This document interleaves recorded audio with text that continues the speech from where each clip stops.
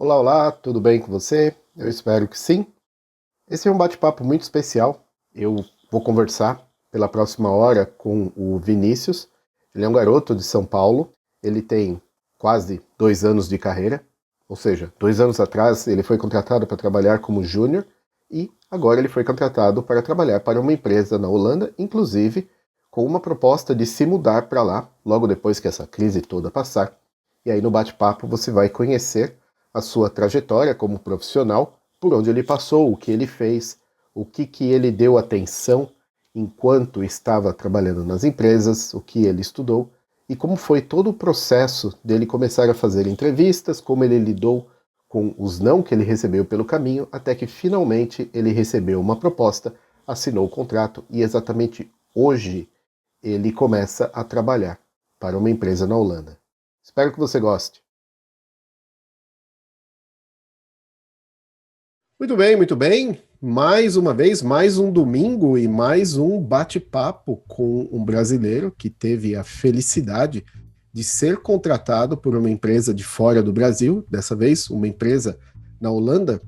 Não, não é coincidência, não foi combinado, é o que eu quero dizer, né? Porque no episódio anterior, de 2 semanas atrás, nós batemos um papo aqui com dois profissionais que trabalham na Holanda.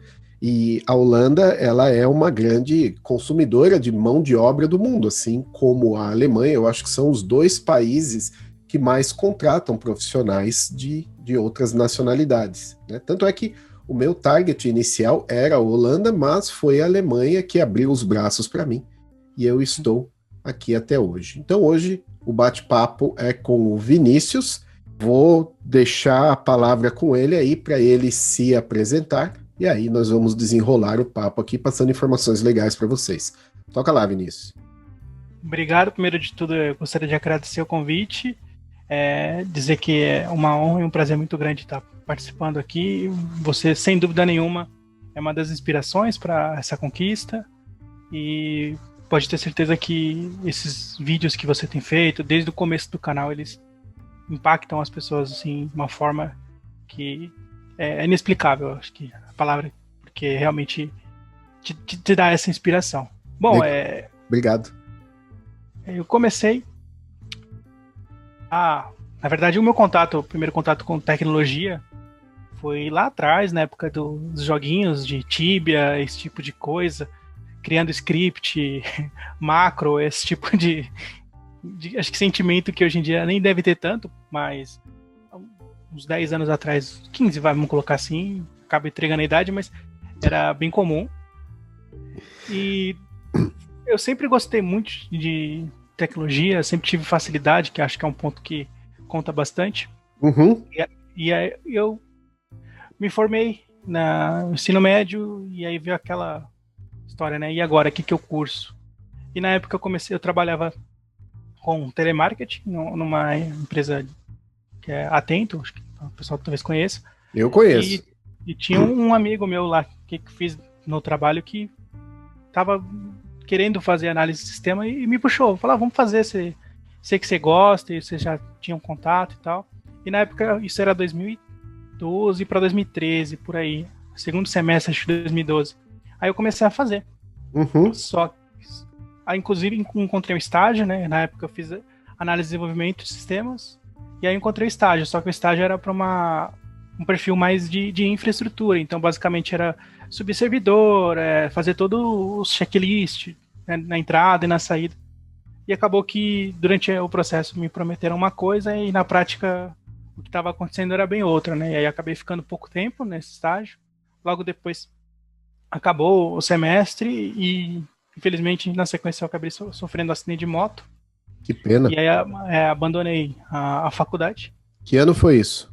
2013. Isso foi 2013. Eu comecei em 2013 que eu sofri um acidente. E fiquei meio acomodado, assim, de trabalhando, pulando de um emprego para outro, sem ser na área de tecnologia. Essa parte de telemarketing sempre foi muito forte. Uhum. E em 2016 eu conheci a minha atual esposa e ela já era formada e já tinha uma remuneração bem interessante, já tinha um cargo bem legal na empresa que ela trabalhava e eu sabia que para conseguir entrar na área de TI, que era o meu objetivo, né, que é o que eu tinha interesse, já tinha tentado, eu teria que fazer uma faculdade. Aí foi quando eu comecei a fazer uma faculdade aqui da minha cidade mesmo, que é de Guarulhos, da Universidade de Guarulhos.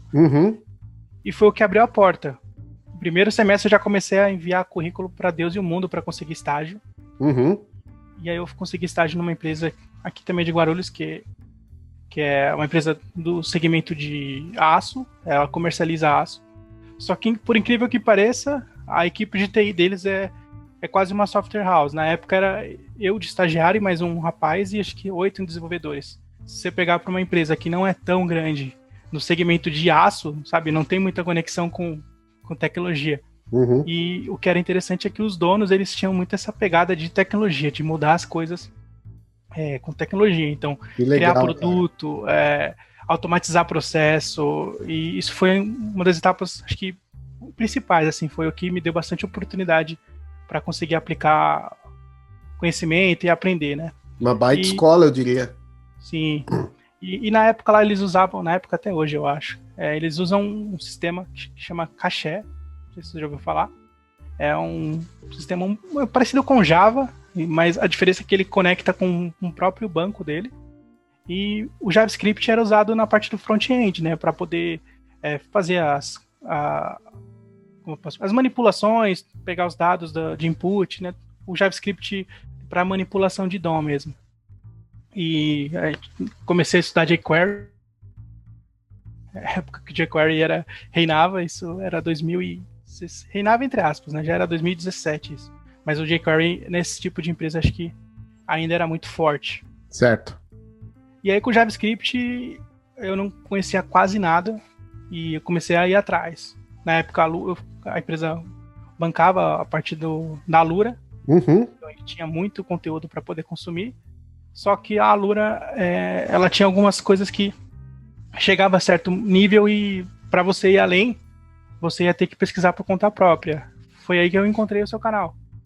Que legal. Um amigo, inclusive, se mencionar o nome dele aqui, ele vai ficar felizão, que é o Leonardo Andrade. Ele indicou o seu canal. Um abraço para você, Leonardo Andrade. Obrigado pela indicação. Ele indicou o seu canal e comecei a consumir muito conteúdo seu, de outras pessoas, assim, de outros canais, e muito focado nessa parte do JavaScript. E aí, dentro da empresa, né, começamos a implementar o Node para poder fazer algumas automatizações, coisa que com a tecnologia que a gente tinha na época não era tão fácil, assim, exigia um conhecimento mais profundo. E com o JavaScript, acho que para muita coisa ele é mais user-friendly, vamos colocar assim, ele consegue ajudar a pessoa. E você já consegue sair fazendo, porque você instalando o Node na sua máquina, ele está pronto. As coisas mais baixo nível, você já sai fazendo. Exatamente. E aí foi a porta de entrada para mim nesse mercado do JavaScript. E na época eu estava como estagiário, fiquei lá 1 ano e meio, estagiário, e nessa pegada. E aí começamos a implementar o Vue também, em algumas páginas. Só que aí eu vi aquele conceito de você usar o CDN, não o ecossistema do Vue, mas a parte de manipulação mesmo do DOM com o Vue. Sim, usando numa página específica ao invés de criar uma aplicação de browser utilizando o Vue. Exatamente. Foi como eu comecei e foi para isso que ele foi desenvolvido, então certinho. Exato, e aí eu comecei a adorar o Vue, porque ele é muito fácil, assim, a única experiência que eu tinha antes era com jQuery, sabe, para manipulação, e muda muito a sua cabeça quando você começa a mexer com um framework desse tipo. E, cara, basicamente, eu comecei a desenvolver alguns projetos pessoais para poder aprimorar o meu conhecimento de Vue. Aí eu baixei o Vue CLI lá para poder gerar todo o projeto com Vue e tudo mais. E basicamente foi isso que me gerou uma oportunidade, né? Que aí é onde eu consegui ir para uma vaga de Full Stack Junior com Vue e com Node. Foi na mesma empresa? Não, foi numa outra empresa. Lá na época, o Vue ainda era muito pequeno, vamos colocar assim, dentro do negócio da empresa. Então, não tinha muito potencial, vamos falar assim, para poder crescer lá dentro. Ia ser muito... Então já foi... Esse foi seu segundo emprego, e que ano foi isso? Foi 2018. 19, perdão. Eu fiquei de 2017 a 2019 lá chama Sovisa a empresa. Então, em 2019, você conseguiu um cargo de Full Stack Júnior. Foi numa software house, que basicamente o cara olhou a aplicação que eu tinha feito e é basicamente o que eles pediam para teste técnico. Falou, tá aqui. Aí eu mandei o código do GitHub para ele, o link no repositório. Ele olhou e falou, cara, é isso aqui que a gente precisa. Bora. Cai para dentro. Que bom. O que foi interessante, assim, foi a primeira oportunidade que apareceu, né? Já voltado a JavaScript, só JavaScript, né? E eu não tinha muito conhecimento de mercado, então acabei aceitando uma proposta que não vamos dizer assim que era muito... Estava como estagiário, já era uma baita diferença, né? Certo. E aí eu comecei a mexer muito com esse ecossistema do Vue, do Node, usar Sequelize, essas coisas que são mais comuns de mercado para esse tipo de projeto. E aí veio a oportunidade que acho que mudou muito a minha cabeça, que foi numa empresa da parte da área de saúde, que basicamente todas as imagens são armazenadas dentro das máquinas de ressonância, radiologia, tudo isso, elas ficam armazenadas num padrão lá, com uma espécie de HTTP, vamos falar assim, dentro desse segmento, e o nosso objetivo era criar um software para o médico, né, para o usuário do médico conseguir ver as imagens e fazer o diagnóstico. E aí foi um momento que foi quando eu comecei a ver a parte de containers, Docker, e aí comecei a ver quão grande pode ser uma aplicação, assim, ela muito pedacinho, sabe? A gente tinha muita visão de que era um arquivo só, por exemplo, na Sovisa era tudo um arquivo só, que por debaixo dos panos compilava e gerava lá HTML. Aí quando você vai colocar, escrever do zero, subir a infra, toda essa parte, assim, aí você vê que o buraco é mais embaixo, que tem muita coisa que a gente não sabe. É verdade. Até então você tinha visto a ponta do iceberg. Exatamente, foi. E aí, lá no projeto, eu entrei como front. E na primeira semana, entrou eu como Vue e o outro rapaz como React.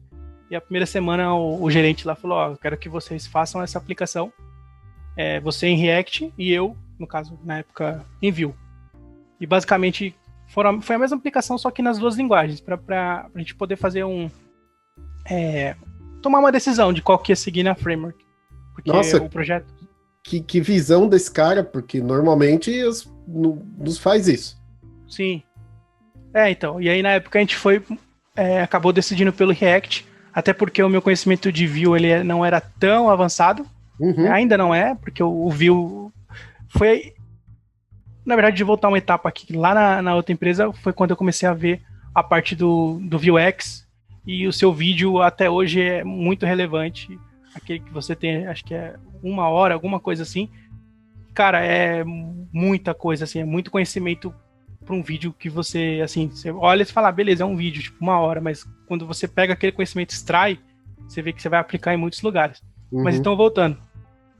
Aí a gente acabou decidindo que ia para o React e o back-end era em Node. E já estava numa estrutura de microserviços. Então, a tarefa que a gente tinha era dar continuidade, né, na API e construir a aplicação em React. E foi aí que comecei a estudar React e também me apaixonei pelo React pela facilidade. Eu costumo dizer que o React, para projetos de pequenos a intermediários, vamos colocar assim, ele é muito fácil de você ver o resultado. Não que no Vue não seja, tá? O Vue ele é muito bom, só que o Vue eu acho que até um projeto mais avançado, do conhecimento. O React, quando começa a ficar mais avançado, ele acaba exigindo mais um conhecimento, até porque ele é mais, como falar assim, livre, vamos dizer. Solto. Ele permite você fazer as coisas do seu jeito, ele não tem opinião. Exato. Então, quando você é um desenvolvedor e você faz do seu jeito, um outro desenvolvedor, para poder entender isso, acaba sendo um pouco difícil. Você tem que entender a mentalidade da pessoa, por que ela vai fazer aquilo. Legal. E aí, nessa época, que eu já estava como júnior, eu já estava mais ou menos uns 2 anos na área, né, com experiência, e aí surgiu a oportunidade para eu subir de cargo. Eu fui eleito, promovido a pleno, né? devido a, acho que é também a questão de maturidade, foi uma das justificativas que o meu gerente tinha dado na época, que a minha maturidade e o nível técnico acabava que meio que uma coisa sobrepondo a outra, sabe? Tipo, a maturidade em relação à equipe e tudo mais, acabou facilitando nisso. E foi nessa época que apareceu para eu estudar, perdão, para eu me candidatar a uma vaga internacional. Espera um pouquinho, a gente tá indo muito rápido. Tá. Vamos lá, vamos colocar essa linha do tempo aí no lugar. Quando você sofreu o acidente de moto, foi no começo de 2013, certo? Certo. E aí você realmente entrou para trabalhar na área no começo de 2016. 17, perdão. 17. Quando você teve essa promoção para pleno, foi quando? 2018? 19. 19. Ou seja, nem um ano e meio atrás. Sim. E agora você acabou de ser contratado para trabalhar para uma empresa na Holanda. Sim. Mais uma ascensão meteórica. E isso é uma informação importantíssima para a minha audiência, porque o que eu mais vejo por aí de dúvida é o pessoal com aquele medo besta de tipo, a vaga é para sênior, eu não me considero sênior, nunca trabalhei como sênior e não vou aplicar. Cara, aplica, não existe isso de tipo, se a empresa for com a tua cara e tu conseguir convencer na conversa e no código, eles vão te contratar. Com certeza. Então, isso que você tá falando é total verdade, porque você pega no LinkedIn, a maioria desses sites realmente tá bem explícito lá, sênior. Só que aí você vê o que tá pedindo, é conhecimento que acredito eu que um pleno já consiga, né? O que vai diferenciar realmente é o tempo de experiência. Só que aí eu não acho que tempo seja um fator assim muito relevante para você definir se a pessoa é pleno ou sênior, porque cada um tem o seu tempo, cada um tem os seus projetos. Então, o cara às vezes ele tá muito focado num projeto e evolui bastante em um ano, enquanto outra pessoa que está mais acomodada leva o mesmo tempo leva para evoluir esse mesmo tanto, ela leva 2, 3 anos, entendeu? Então, acho que isso daí realmente tem que arriscar. Acho que a palavra é arriscar. Sim, sem dúvida. E aí você tinha começado a falar que surgiu a oportunidade de aplicar para essa vaga. Surgiu como? Da onde veio? LinkedIn. Entraram em contato comigo no LinkedIn. Eles entraram em contato com você? Foi, exatamente. Mas no seu LinkedIn você tá lá, que você mora em São Paulo, Brasil. Exatamente. Que legal. E foi um recrutador ou foi alguém da empresa? Foi um recrutador na época. Tá, pode seguir. Conta a história. Na época, a única referência que eu tinha de trabalhar fora era você, que você tinha, não sei quanto tempo você já estava lá, mas você já postava foto dos seus passeios e tudo mais, e você foi a primeira pessoa que eu entrei em contato, que na época eu questionei, até acho que não sei se talvez você não se lembre que você receba muita desse tipo de mensagem, mas aí eu perguntei, eu recebi uma proposta assim, valor tanto, o que dá para viver, como é que é? Eu lembro. E aí você me falou a real, falou, olha, tenta pedir um pouco mais, porque aqui a moradia ela é mais pesada. E na época eu mandei para o pessoal, mandei meu currículo, só que não cheguei a fazer nenhum processo. Assim, foi só a primeira parte, eu acho que eles viram assim o currículo mais detalhadamente e viram que não tinha um fit. Uma pergunta, isso não foi na empresa que você acabou de ser contratado, foi uma outra que você tentou? Com certeza, foi isso. Tá. Foi uma oportunidade mais específica. Eu nem lembro o nome da empresa, na verdade. Mas dali em diante eu já vi que piscou um sinal de que eu já podia tentar, sabe? Ao menos tentar, porque se tinha vindo até mim, eu poderia ir até a empresa, sabe? O máximo que podia acontecer é receber ou não. E isso daí faz parte do dia a dia e tudo mais. E nessa primeira vez que você tentou, você já tinha uma confiança para poder falar inglês? Nenhuma. Na verdade, não. Não.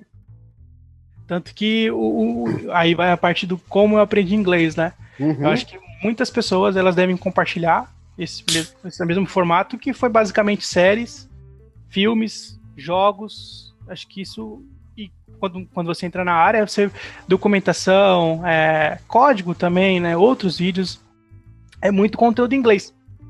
Então, você acaba aprendendo, assim, a não ser que a pessoa não queira aprender, porque se você tá o tempo inteiro ali com contato com aquilo, você acaba absorvendo e o dia a dia fica mais fácil para você compreender. Sim. Tanto que uma das minhas dificuldades era falar, né? Eu consigo formular, mas às vezes ainda tem aquele processo de traduzir, sabe? Você pensa em português para poder traduzir para o inglês. Eu acho que isso daí com o tempo vai... E conforme você vai praticando, ele vai melhorando. Pode ter certeza que com o tempo você vai virar uma chave na sua cabeça.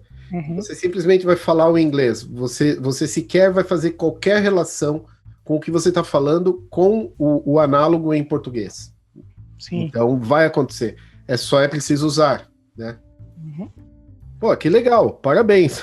Baita coragem a sua. Isso é bastante inspirador. Legal, mas então continua. Aí você falou que eles avaliaram o seu currículo e acharam que naquele momento não seria legal lhe fazer uma proposta, e o que veio depois disso? Aí eu continuei na empresa que eu estava, e o projeto ele acabou desandando bastante, né? O pessoal saiu, o sênior que tinha, e aí a gente estava com alguns problemas de direcionamento, né? Porque na verdade o projeto era um MVP, onde basicamente tinha um sistema legado, e o MVP deles, a ideia era trazer tudo que tinha no legado para o MVP. Aí você pega um sistema legado de 15 anos e você transformar ele em um MVP, por mais fácil que seja Node, qualquer linguagem do planeta, as regras elas vão ser as mesmas, sabe? Então tem toda a parte de você entender a regra, tanto que isso já é, acho que, muito claro, ainda mais para o pessoal que vê os vídeos, que codar, você vai fazendo aquilo, você vai pegando as manhas. Agora, entender regras, a parte de negócios, eu acho que é onde reside a dificuldade. Que aí, quando a pessoa ela entende muito bem, codar vira só a implementação daquilo, sabe? Sim, sem dúvida, sem dúvida.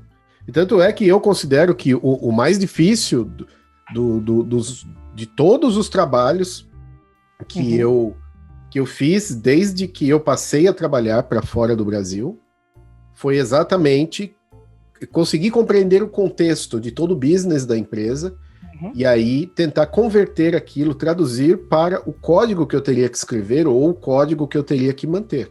Em alguns pontos eu ainda tenho muita dificuldade, porque na empresa que eu trabalho atualmente, o business ele é muito complexo.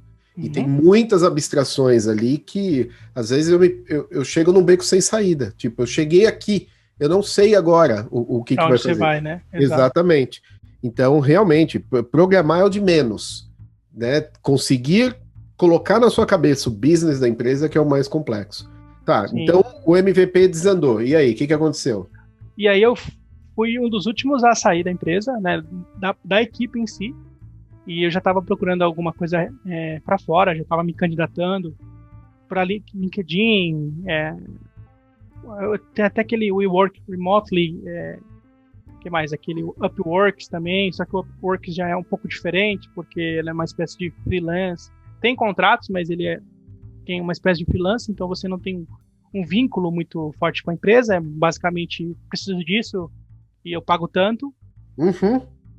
E acabou que não deu muito certo, assim, a primeira oportunidade que apareceu, que foi interessante, foi numa consultoria aqui mesmo no Brasil.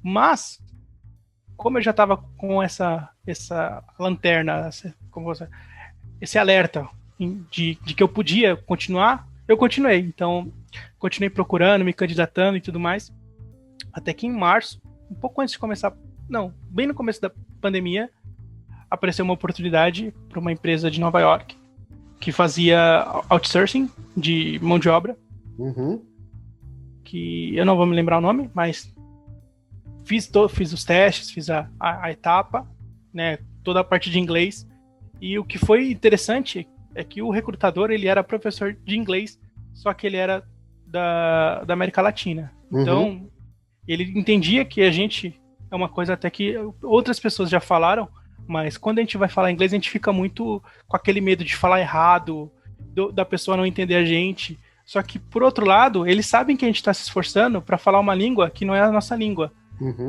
Então, foi muito positivo o cara falar, olha, fique tranquilo, se você tiver alguma dúvida ou quiser que a gente repete, pode falar com calma. Se eu não entender, eu te pergunto. E isso muda bastante, porque quando você tem essa confiança, sabe, de que você vai falar, a pessoa não vai te julgar. Isso te dá uma confiança para continuar. E aí tu coloca a sua energia na parte técnica, que é o que interessa para a empresa naquele momento. Exatamente. Porque, por mais que a gente confunda alguma palavra, acho que é clássico, até vi no último vídeo, acho que foi o Armando que falou, pretend. Tipo, vou fingir que tô trabalhando, mas tipo, o pessoal não se liga, né? E a gente tem essa... O cérebro, ele gera esses truques não, essas confusões na nossa cabeça. Sim. E na época eu fiz essa entrevista, só que na parte do cliente eu não acabei passando. Aí pode até ter sido o inglês, acho que talvez o cara viu que ia precisar de uma pessoa com inglês mais ali na ponta da língua, vamos falar Porque você assim. teria que ter contato com os clientes da empresa, não seria só interno. Sim. Exatamente. Faz sentido. E aí essa oportunidade passou, mas eu continuei procurando. E uma pergunta antes de você continuar. Como que esses... eu estou procurando um termo gentil para falar sobre isso, mas é o que me vem na cabeça. Como que você lidou com esses nãos que você recebeu? Em algum momento isso te desmotivou? Você falou, não, isso não é para mim? Como que foi isso? Sim, então, aí foi na verdade nessa etapa, eu falei, não, beleza, passei a parte técnica, que era o que eu achava que eu não iria passar. O inglês, eu também falei, o inglês, beleza, né? Se não passar, faz sentido, eu tô me arriscando muito com o inglês, mas a parte técnica é o que eu já, teoricamente, sabia. Então, se eu não passasse na parte técnica, eu ia ficar, acho que, mais abalado. Okay. Mas essa etapa, eu acabei passando na parte técnica, acho que não foi a parte do inglês mesmo que me motivou. Daí, eu continuei procurando. E apareceu uma oportunidade, e aí foi a pessoa que me contatou, de uma empresa que fica na República Tcheca, acho que é Social Bakers, acho que esse é o nome.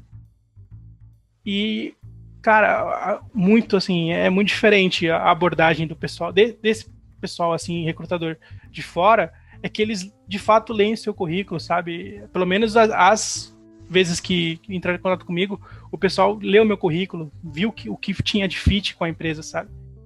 E no Brasil, todo mundo que está na área recebe várias e várias propostas, e o que eu recebo de oportunidade para trabalhar com Java, sendo que eu não sei nada de Java, é um terror. O recrutador no Brasil lê JavaScript e já fala, não, é Java. Pois é. Não, assim, tem as pessoas que, né, se dão o mínimo de trabalho de pelo menos entender a diferença, mas às vezes acontece bastante. Para essas oportunidades que chegaram até mim, não, geralmente o pessoal dá uma filtrada melhor. E aí eu fiz o processo. Já é a segunda vez que você menciona que alguém veio até você oferecer a oportunidade de entrar num processo de seleção. E eu tenho certeza que quando eu publicar esse vídeo, o link do seu LinkedIn vai estar lá, e o seu LinkedIn vai ser o mais popular do LinkedIn nesse mês de abril, eu tenho certeza. Todo mundo vai querer saber qual que é o seu segredo para receber contatos. Aí vem o truque. Foi o truque que eu fiz, e na época eu acho que até e eu olhei como estava o seu LinkedIn. E eu falei, beleza, o Fábio tá dizendo isso, e tipo, ele deu uma resumida, né? E colocou os pontos que ele é forte. E basicamente foi o que eu fiz. Claro, né? A partir do momento que você está buscando vagas em outro país, o mínimo é deixar o LinkedIn totalmente em inglês, né? Sem dúvida. Currículo em inglês, acho que não falei, mas isso é um ponto importante, porque não tem como o cara não vai pegar seu currículo em português e traduzir. E jamais. Se ele traduzir, se ele fizer isso, vai sair um negócio que é totalmente bizarro e não vai ser o que você faz.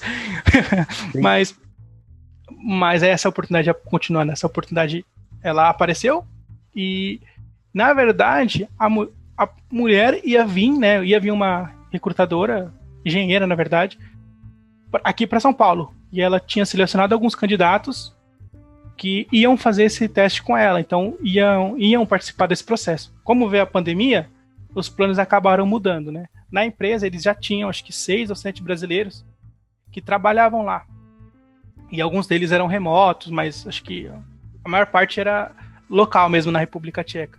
E eles já tinham esse convívio com com o pessoal brasileiro e sabiam, né, o valor que eles podem agregar e tudo mais, sabe? Que eu acho que uma coisa que tem mudado bastante. A gente tem esse síndrome de vira-lata, de que a gente não é bom o suficiente, ou que o pessoal que trabalha lá fora nossa, os caras são muito além do que a gente está fazendo, e na realidade não é bem assim, né? O conhecimento ele é bem difundido, assim, sabe? Claro que você brasileiro é muito bom. Brasileiro é muito bom, cara. Ponto final, não tem o que discutir. Todo mundo adora profissional brasileiro. Certo. E aí foi onde eu participei da entrevista. Eu participei com o nome dela era Renata, e foi super, assim, gente boa também, igual outro rapaz. Ela não era professora, mas ela falou, olha, fique calmo, a parte do inglês aqui a gente está avaliando, mas não é uma questão de uma prova que você está fazendo, se você cometer alguma gafe, algum erro de conjunção, alguma coisa, ela vai falar uma mesma situação, sabe? Isso que eu acho que o pessoal tem que ficar bem aberto, que você vai errar, não vai ter como, ninguém vai falar inglês perfeito. Sim. E se você errar, você vai ter tempo para se corrigir. Eu acho que a mensagem é: você tem que saber o suficiente para se fazer entender. Com certeza. Você tem que, quando você se candidata para uma vaga fora do Brasil, você precisa saber contar a sua história em inglês. É isso. Exatamente. E isso é uma coisa que, primeiro, você tem a vantagem de saber a sua história, de cor e salteado de trás para frente. Certo? Sim. Segundo, você tem tempo de ensaiar você contando a sua história. Ensaia. Repetição é a chave para aprender a programar e para passar numa entrevista. Sim. Então, é isso. Quanto mais, melhor. Exato, e é um ponto que você acabou de falar. Você faz uma vez, você fica ali, com medo. A segunda, você já não tem tanto medo, você já tem menos medo. A terceira, menos ainda. E aí vai chegando num ponto em que você vai falando naturalmente, sabe? Que a pessoa ela não sente que você tá ali nervoso porque você tá tendo que se expressar em inglês. Sim, sem dúvida. Sim. E aí nessa oportunidade fiz o teste, que foi um pair programming com um rapaz lá. Fez algumas perguntas mais específicas sobre Node, um pouco mais conhecimento profundo, vamos falar assim, a partir de single thread, multithread, coisas que eu não estava habituado a mexer, e eu acabei não passando nessa oportunidade na parte técnica. E aí foi onde eu falei, putz, agora eu vou dar uma parada, né? O pessoal vai me chamar, eu vou dar uma relaxada, porque eu tenho que melhorar a parte técnica, porque justamente eu estava me sentindo abaixo do nível que eles estavam exigindo. Certo. Mas, novamente, foi uma questão muito do meu momento, sabe? E outra, você recebeu de graça a informação do que você precisava melhorar. Exatamente, que é um ponto, esse é um ponto que é muito difícil. É muito difícil de você identificar, porque você olhar os seus erros é mais difícil, porque você não sabe o que você está errando. E aí, quando acontece uma situação como essa, fica claro onde é que você está errando. Fala, beleza, eu preciso melhorar nisso. Que é o que você acabou de falar, é de graça. É de graça. E foi justamente por você dar a cara a tapa. E aí, eu fiquei um tempo sem procurar outras vagas assim.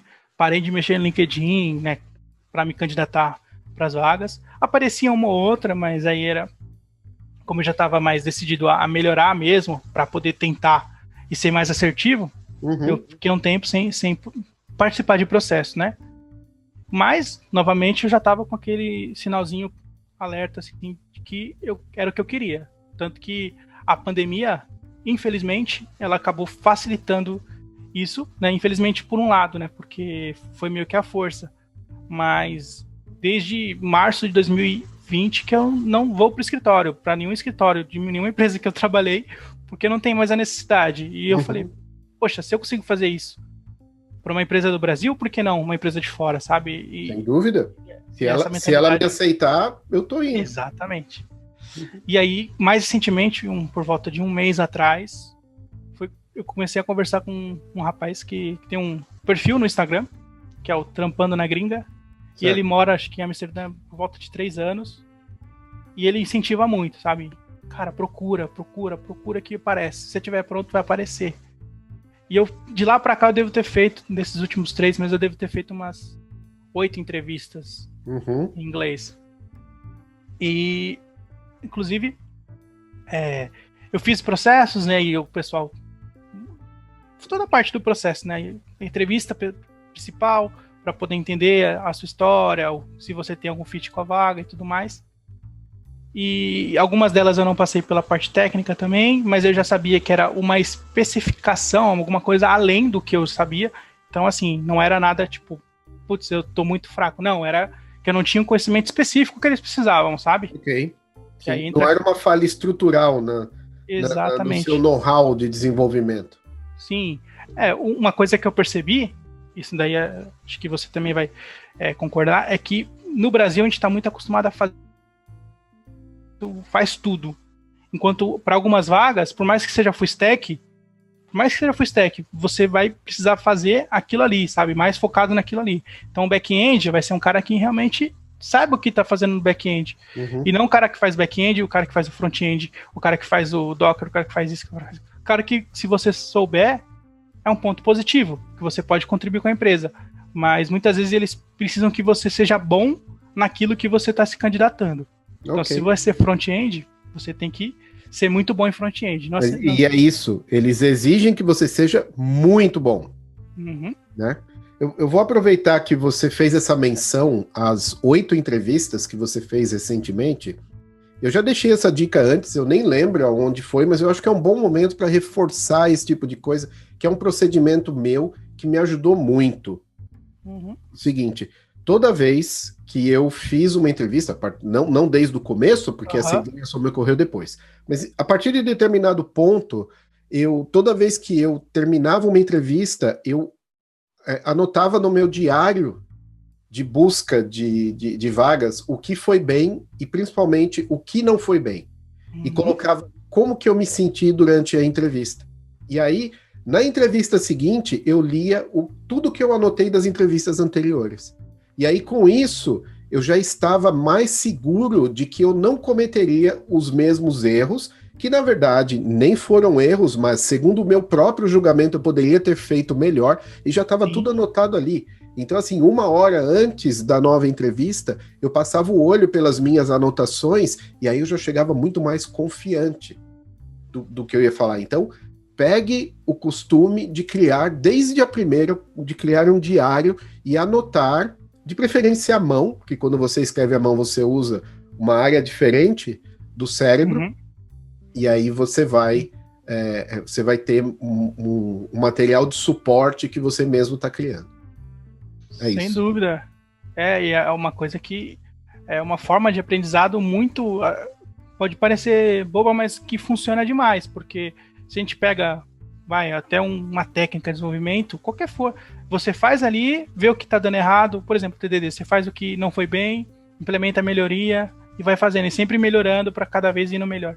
E isso é um ponto realmente que é muito importante. Tanto que nessa última entrevista que eu fiz, que foi onde eu passei, eu já estava tão tranquilo em relação ao inglês, não a que eu ia falar tudo perfeito, mas que a mensagem que eu queria passar eu ia conseguir, que o que ia ser preciso eu já teria, que basicamente ficou muito mais na parte técnica. Então foi muito mais voltado, beleza, a gente está com uma situação assim e precisa resolver essa situação.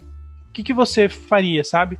E foi aí, acho que onde deu essa diferença, foi onde eu passei, que foi justamente conseguir explicar e fazer a mensagem, passar a mensagem, sabe? De que a parte técnica eu tenho. Então, independente do problema, com a bagagem técnica, você consegue ajudar a empresa a solucionar esses problemas. Legal, muito bom. Fala pra gente como que foi o processo com essa empresa, desde o primeiro contato até quando você recebeu a proposta. Quais foram as fases? Certo. Primeiro eu me candidatei no LinkedIn, a vaga da empresa, que eu já estava procurando.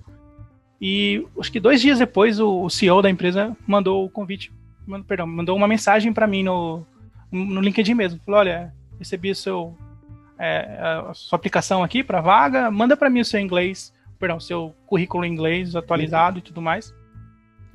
E eu encaminhei o currículo e no mesmo dia ele falou, olha, vamos marcar para poder conversar e ver o que vai acontecer. Aí fizemos a primeira conversa de apresentação e tudo mais. Ele falou, olha, a gente está com uma oportunidade dentro do seu perfil e a gente só precisa de uma parte de um teste técnico. que na época, que no caso eles mandaram, que era um teste de front-end com o Next, usando o React, né? E a parte do back-end era em Node, que também era muito simples, assim, não era nada de outro mundo, não. Era uma parte de pegar um servidor online, fazer um filtro, ordenação e tudo mais. Só que o que pegava é que eles exigiam testes unitários e testes de integração. Certo. E é um ponto que eu quero falar, que inclusive você tem o seu curso, e eu comprei recentemente, que, cara, hoje, se teste hoje é diferencial, amanhã vai ser requisito. Sim. Eu vejo muito isso. E praticamente todas essas entrevistas, em algum ponto, eles falaram, beleza, e como é que é teste? Você sabe fazer teste unitário? Que ferramenta você usa para testar? O que você acha disso? O que você acha daquilo? E é um ponto que vai ser realmente... Hoje eu acredito que ainda é um diferencial, porque não está sendo tanto exigido, por mais que eles falem, né, durante a entrevista, mas que não muito longe vai ser obrigatório teste, tanto em front-end quanto em back-end. Que é um já que você levantou a bola na área, eu vou cabecear pro gol. Então, você que está assistindo, acesse javascript.tv.br, é o meu curso de testes em JavaScript. E, no mínimo, você vai ter um bom contato com todas as ferramentas, saber para o que elas servem, quando elas devem ser utilizadas, quando não devem ser utilizadas. E se você seguir o curso bonitinho, você vai desde o começo testando uma pequena biblioteca em JavaScript. No módulo 2, você vai testar componentes de front-end desenvolvidos com Vue e Next. No módulo 3, React e Next. No módulo 4, uma API com Node e Express. Por fim, uma pipeline de deploy com GitHub Actions e também com o Circle CI, que essa parte ainda está em desenvolvimento, mas o curso ele já tem quase 200 aulas, está bem completo. Tenho certeza que você vai ficar bem satisfeito e vai mandar muito bem nos testes. Bom, jabá feito, palavra com você de novo, pode seguir. Então, você conseguiu então passar a sua mensagem, e aí o teste técnico, eles exigiram que você fizesse unitário e de integração. Exatamente. E tanto que quando eu fiz os testes, eu já tinha uma experiência, né, prévia, até mesmo por conta do curso, eu já tinha uma experiência prévia com o Jest, que eu acho que hoje é uma biblioteca que é muito acessível. Sim, vai ter situações que você vai precisar procurar um pouquinho, mas para a maioria dos testes ela é muito fácil acesso, sabe? Você consegue, a documentação te ajuda e é uma baita biblioteca. Então eu usei o Jest para poder fazer todos os testes dessa aplicação. E a outra etapa era a conversa, né, para poder debater o teste técnico, para poder explicar o que eu fiz, né? E nessa entrevista, o pessoal já estava com o link, né, do teste lá no GitLab. E basicamente o rapaz que corrigiu o teste, que eu não me lembro o nome dele agora, mas o único questionamento que ele fez foi: olha, eu gostei da aplicação, mas por que você usou classes? Que eu fiz através do TypeScript. E aí eu expliquei que, no caso de classes, o que facilitaria, né, toda essa parte de padrões e design patterns que realmente, durante o desenvolvimento, ele ajuda bastante. E basicamente foi isso. Eles rodaram um teste, então o teste tinha todo o processo de Docker, basicamente o que eu já faço hoje, fazia hoje na empresa que eu estava. E eles explicaram, falaram: olha, a gente está com esse desafio. Hoje eles têm uma aplicação que está em monolito e eles precisam reduzir a aplicação em microserviços. Reduzir não, né? Mas transformar essa aplicação em microserviços. Porque está começando a ficar muita coisa de regra de negócio dentro de uma única aplicação. E aí eu acho que é um ponto também interessante, é que eles estão indo por microserviços num momento oportuno, sabe?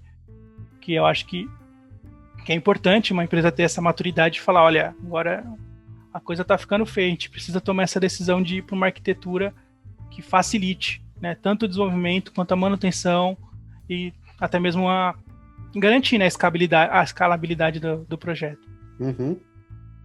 E como eu já tinha experiência e fui bem no teste, né, dentro do que eles tinham pedido, o CEO me fez uma proposta, que era basicamente o que eu tinha pedido, e falou: olha, a gente quer trazer você, só que aí depende de você. Você quer vir como é que vai ser e tudo mais. Falou que tinha essa abertura para poder fazer a migração, né? A relocação. Falou, a gente banca, você só precisa falar quando. E como eu casei recentemente, eu falei para ele que eu ia esperar pelo menos uns 6 meses a 1 ano para poder dar uma estabilizada e tudo mais. Porém, no primeiro momento, durante a oferta, ele já falou que isso estava disponível, né? A empresa já ia arcar com os custos. Sensacional. E era basicamente, obrigado, era basicamente o que eu queria ouvir, sabe? Tipo, não só você passou, mas você passou, e se você quiser, você pode vir trabalhar aqui. Você já sacou que causou uma boa impressão, né? Sim, exato. Muito bom. Muito bom. Era basicamente o objetivo que eu tinha desde o início, era esse, sabe? De conseguir a oportunidade. E fica aberto. Não que eu vá daqui a 6 meses a 1 ano, mas só da empresa te dar essa confiança, sabe? Acreditar que você lá vai fazer a diferença, eu acho que é muito legal de você ouvir. Tanto que eu tava aqui sozinho no quarto, aqui no escritório, e eu dei uns gritos aqui, os vizinhos devem ter até ficado doido que na hora eu gritei. E fiquei muito feliz, assim. E novamente. Como que a sua esposa recebeu a notícia?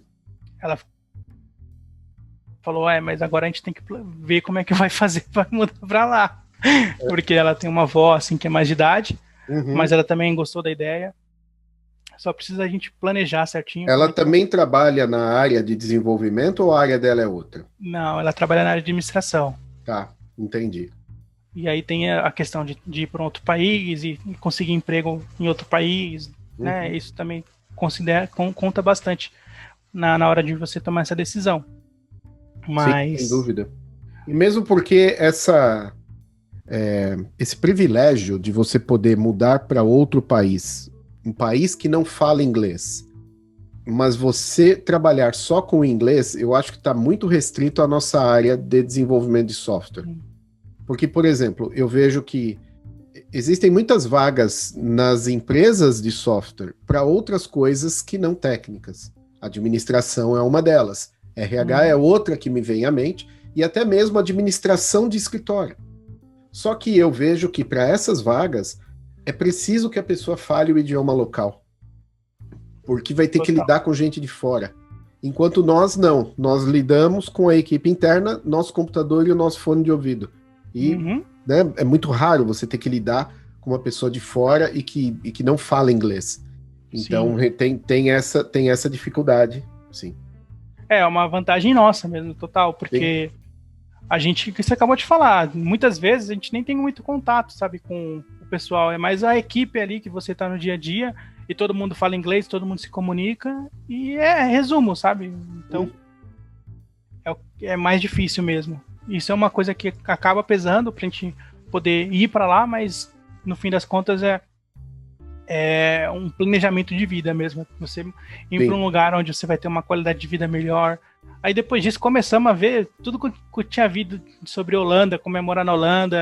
Já tinha visto antes, mas aí começou a ver mais com essa cabeça de morar lá, entendeu? E uma coisa que provavelmente você já pesquisou, mas eu faço questão de dizer, porque é útil para outras pessoas. Muita gente tem uma visão meio glamourizada de se mudar do Brasil para a Europa ou para os Estados Unidos. Glamourizada no sentido assim, assinei o contrato e tô indo. Peraí, não é bem assim.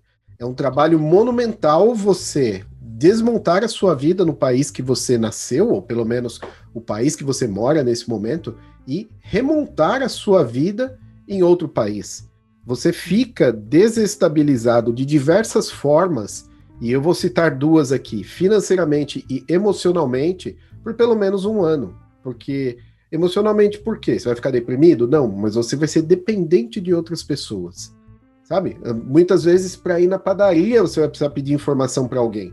E isso mexe com você. Então, você tem que estar preparado para isso, e você tem que fazer um investimento financeiro grande para chegar até lá. Por mais que a empresa te ajude, mas você vai ter que procurar casa, lá não existe fiador, lá no caso aqui na Europa, você tem que ter ali 3 meses de aluguel na mão para você deixar no tal do depósito calção e que vai ficar preso. Então tem tudo isso que você precisa colocar na balança. Mas é uma coisa que eu já fiz, conheço dezenas de pessoas que fizeram, estamos muito felizes. Então vale a pena sim você se planejar, mas saiba que não vai ser, não vai ter o gênio da lâmpada que vai te tirar do Brasil e te colocar em outro lugar. É um esforço grande. Sim, não, total, e totalmente. É um processo que algumas pessoas fazem justamente por esse desafio, sabe? O pessoal tá meio acomodado no Brasil e ela quer um desafio que mude a vida dela. E isso daí é uma coisa que realmente muda. Porque você não vai ter pai e mãe para poder te ajudar. Claro que eles não estão lá por você, mas eles estão do outro lado do globo, sabe? Então, na parte de baixo. Então acaba que realmente é o que você falou, você vai ficar muito mais dependente. E aí você vai ser uma pessoa, entre aspas, estranha num país que não fala a sua língua. Sim. E aí você vai ter que se virar muito. Então, isso é uma realidade que a pessoa tem que realmente ter essa consciência de que isso vai acontecer. É o que você falou, não vai ter um gênio que vai tocar os dedos e você vai estar lá com a sua casa mobiliada, tudo certinho. E realmente é um desafio muito grande. Muito bom. Mas... Pode falar. Não, mas é isso aí. Acho que essa é a mensagem mesmo de que é possível, sabe? Por falar em mensagem, obviamente que eu vou te pedir para deixar uma mensagem para as pessoas que vão assistir esse vídeo, mas eu acho que só o seu relato até agora, ele foi muito quebrador de barreiras.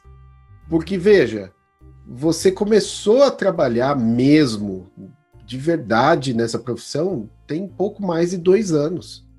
E olha Sim. só o que você já conseguiu. E tipo, você desconsiderou toda aquela mítica de sênior, mid-level, júnior, né? E falou, não, eu vou tentar, eu vou lá, eu vou fazer. E foi e conseguiu, cara. Então, porra, parabéns e obrigado por ter relatado isso para a galera que assiste a gente. Eu tenho certeza que isso vai dar coragem para muita gente começar a tentar e vai mudar a vida de muita gente, cara. Obrigado. Obrigado você. Pode ter certeza que se eu tô aqui hoje é diretamente por incentivo seu, pelos vídeos que você faz, pela mensagem que você passa no Twitter, no LinkedIn, no Instagram, todos YouTube, todos os canais que você tá passando ali uma mensagem de que é possível, sabe? Eu acho que é isso que é o mais importante. Porque eu vejo às vezes que tem pessoas com 10 anos de experiência que isso não é problema, mas a pessoa ela tá ali, sabe? Ela já tá meio que acomodada e para ela o que ela faz, o que ela ganha tá bom. E no meu caso, eu sempre quis mais e fui além. E o objetivo que eu tinha era esse. E agora eu tô até meio assim curioso para ver qual que vai ser meu próximo objetivo. Porque quando você chega no objetivo, você fica, tá, e agora? Tipo, pra onde eu vou, sabe? Sim. Mas pode ter certeza que desafio não vai te faltar. Sim. E você vai enxergar o caminho que você tem que seguir quando o caminho se apresentar para você. Eu mesmo cheguei aqui em meio de 2018, entrei numa empresa, adorei a empresa, e pouco mais de 2 anos depois eu já estava mudando, né? E já estou na 3ª empresa em Berlim, 4ª empresa na Alemanha, mas muito inquieto. Então, sabe, o caminho se apresenta e se você tiver com a antena ligada, você vai saber que é para lá que você tem que ir. E eu pergunto, você começa amanhã, né? Sim. Tá preparado? Tô preparado. Amanhã é 4 horas da manhã que eu vou ter que acordar por conta do fuso horário.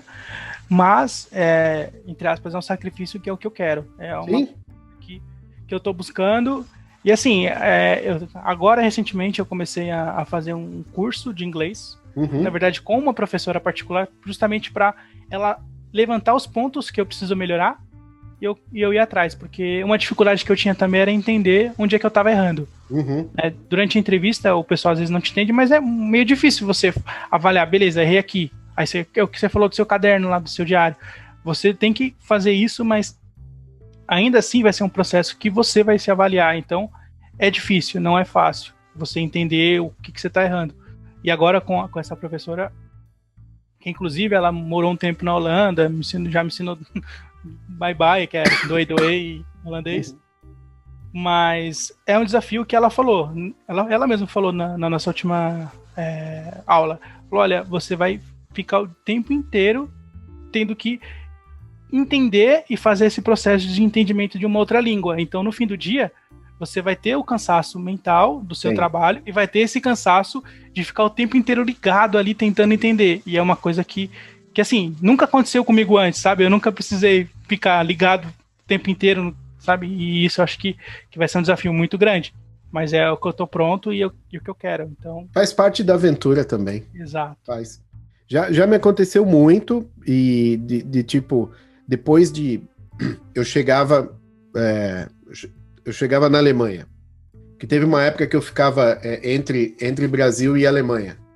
Então, eu passava uns 2, 3 meses no Brasil e voltava para a Alemanha para passar mais 2 ou 3. Quando eu chegava, meu inglês, eu sentia que eu estava falando quase como um nativo, porque minha cabeça estava descansada, meu processamento era muito rápido. Depois de um mês, eu já não conseguia conversar com as pessoas, porque a minha cabeça estava tão cansada de ter que sempre ficar processando aquilo, que minha cabeça desistia. Então eu começava a gaguejar, eu não conseguia explicar as coisas. Aí eu pegava, sei lá, uns 2, 3 dias de folga, que aqui é como as coisas funcionam, né? Você diz, tô cansado, eu preciso 2, 3 dias, e sai. Então, aí quando eu voltava, eu já estava pronto para mais um mês de lutando com o inglês ali, até que depois eu já não precisava processar tanto. Então, assim, vai melhorar, sim. Mas é legal que você já está se adiantando ao problema antes que ele se apresente e você está indo atrás de inglês. Eu mesmo estou fazendo agora, nesse momento, um curso de inglês, porque, apesar de eu falar pelos cotovelos, eu ainda não me sinto seguro para gravar aulas em inglês. E é um dos meus objetivos é criar cursos para o mundo, não só criar cursos para a minha audiência que fala português, mas eu ainda não me sinto seguro para passar a minha mensagem em inglês. Então eu estou fazendo um curso que chama-se Mapa da Fluência, do Rafael Escapella. O link está na descrição também. Se você tiver curiosidade, vai lá. Eu estou gostando bastante, já senti uma melhora, tá? Porque ele dá umas dicas que são umas coisas assim, putz, como que eu não pensei nisso? Felizmente alguém pensou e colocou lá. Então, dá uma olhada aí, o link está na descrição. E legal, acho que a gente já está chegando aí no final do nosso bate-papo. Você contou a sua história e contou muito bem. E eu acho que isso vem também da sua experiência com as entrevistas, tá tudo na ponta da língua, né? Exato. Mas fica à vontade aí, se tem alguma coisa que você acha que ficou faltando falar, pode falar e deixa sua mensagem para quem está assistindo a gente e vai lá. Eu quero dizer que é possível, tá, gente? Independente da onde você vem, do que você sabe, se você se dedicar e seguir um caminho que você vai vendo o resultado, você vai colhendo os frutos de pouco em pouquinho, sempre crescendo. Não adianta você querer sair, tô com 3 meses, eu vou tentar. Não é assim. Vai no seu tempo. Chegou no momento que você se sente confortável para poder arriscar, arrisca. Se você for ficar esperando a oportunidade perfeita, o momento perfeito, nunca vai acontecer, porque isso não existe. É você que tem que ir atrás. Na área de TI, felizmente, a gente tem um mercado muito aquecido e hoje a gente tem bastante oportunidade. Então, é o momento de quem tem essa vontade correr atrás e se dedicar a isso, que uma hora ou outra vai dar certo. Vai, sem dúvida. Uma coisa importante que eu esqueci de te perguntar, qual a sua idade? Eu tenho 27. Novinho, menos de 30. Que bacana. A vida toda pela frente e uma oportunidade de ouro nas mãos. Pô, legal.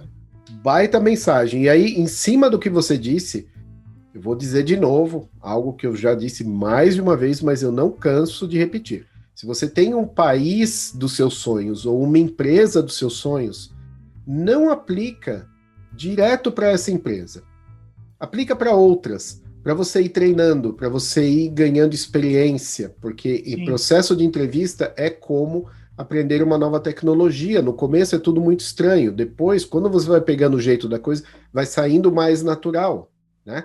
Então, se você tem aquela empresa que é o seu target, não, treine com outras antes. Aí um dia, quando você estiver se sentindo legal, aí você aplica para aquela, pode ser que você não passe. Aqui na Europa, eu sei que se você não passa para uma empresa, não significa que aquela porta fechou para você para sempre. Normalmente, depois de 6 meses, eles vão aceitar a sua aplicação novamente como se nada tivesse acontecido, tá? Então, lógico, a não ser que você fale uma besteira muito grande ou seja desrespeitoso com alguém durante a entrevista, o que dificilmente acontece, mas você vai ter essa oportunidade de novo. Mas não vai de cara, mais por você. Porque se você toma um não daquela empresa que é o seu sonho, a chance de você ficar desmotivado é muito maior. Porque aí você vai ficar com a sensação de que, nossa, eu nunca vou conseguir. E não é assim, cara. Né? É possível. Não mesmo. É o que você falou, é prática. Assim como programação, é repetição. Você vai melhorando, vai melhorando, vai melhorando. E chega um ponto que você já tem uma ideia do que vão te perguntar. E em relação à sua história, é o que você falou, você já está acostumado a contar a sua história, então vai ser muito fácil. E da parte técnica, o pessoal vai te perguntar muito perto do que você já viu em outras entrevistas, porque se você está participando, é porque tem algum fit técnico. Não vão te chamar para uma coisa que você nunca viu na vida. Então, realmente, você sempre vai melhorando, e é isso que o Fábio falou, de você ir treinando. Quando você achar que está pronto, vai. E é o que ele falou também, pode ser que não dê na primeira vez, mas numa segunda vai acontecer, alguma coisa vai aparecer aí, não é um não para sempre, nada Sem é dúvida, definitivo. sem dúvida. E outra coisa que acabou de me passar pela cabeça é, mantenha um portfólio público. Quando você decidir estudar uma nova ferramenta, por exemplo, o Vue.js, tá, você vai começar fazendo os exemplozinhos bestas. Cara, pega uma aplicação real, um projeto, algo da sua cabeça ou algo que você pegou uma ideia online ou algo que você pediu uma dica para um amigo seu e desenvolva uma aplicação real com aquilo, caprichando, colocando testes, como se fosse uma aplicação de um projeto seu que vai para o mercado ou um projeto que você está fazendo para a empresa que te contratou. E deixa aquilo aberto no GitHub, porque na hora que aparecer a oportunidade, você já coloca aquilo, fala, ó, eu tenho aqui um exemplo de algo que eu desenvolvi para estudar recentemente. Se você já quiser dar uma olhada, já fica à vontade para analisar meu código. Cara, isso, no mínimo, a pessoa vai te olhar com olhos mais simpáticos.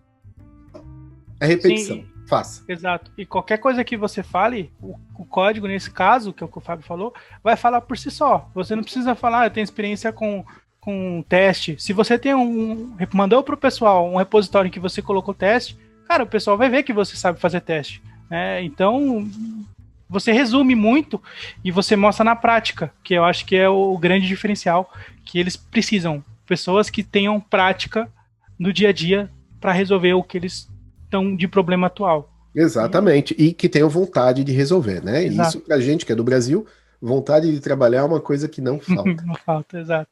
Muito bom, então eu acho que a gente pode encerrar. Eu quero agradecer a sua disponibilidade nesse domingo. Mais uma vez, lhe dar os parabéns, desejar boa sorte.